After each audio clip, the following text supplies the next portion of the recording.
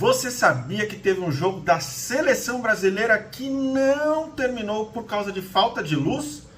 Pois é, inclusive foi um jogo contra a Argentina, no chamado Super Clássico das Américas. Vou te contar essa história que eu vivi como setorista do UOL, cobrindo a seleção brasileira. Já faz 12 anos isso.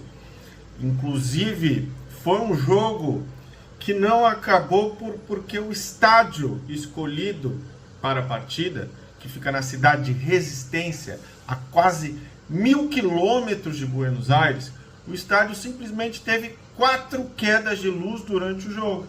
E na última, depois de muitos encontros e desencontros, informações, cada um dizia uma coisa e a gente não sabia em quem confiar, até porque todas as pessoas da organização estavam perdidas, né?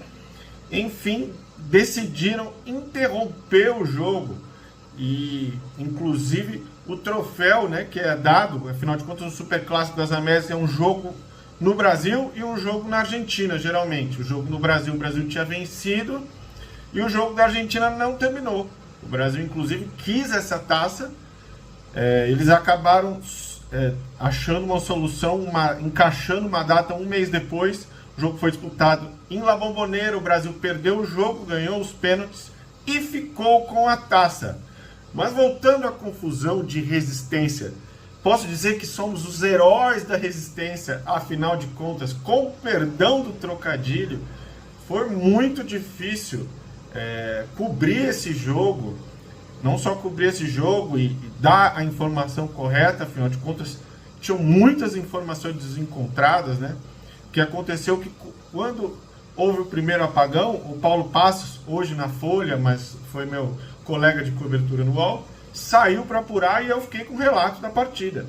E era muito difícil, porque você tinha pouco contato com a redação, que a internet estava falhando e a redação tinha transmissão, né? Tinha acesso à transmissão da Globo, então a gente poderia ter uma informação de campo que a gente não tinha ali, porque estava muito distante do campo onde a gente ficava para cobrir o jogo.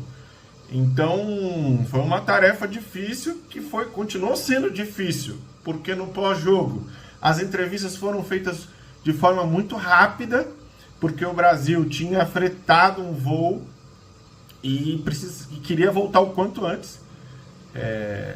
E o pior, a gente estava nesse voo fretado, só que a gente tinha que achar um jeito de voltar para o aeroporto. Como que a gente ia voltar para o aeroporto sem a ajuda do Brasil? Essa foi a última aventura dessa história em Resistência.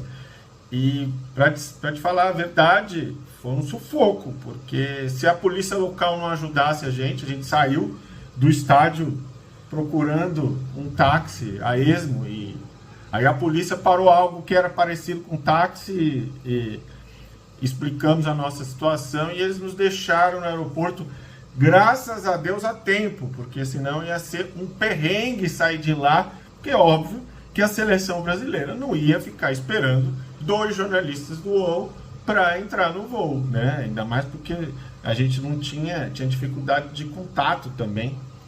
Então, entre mortos e feridos, saímos ilesos, mas foi difícil, foi uma cobertura difícil, mas que fica para a história, né? Afinal de contas, foi o único jogo da seleção brasileira que não terminou por causa de um apagão no estádio.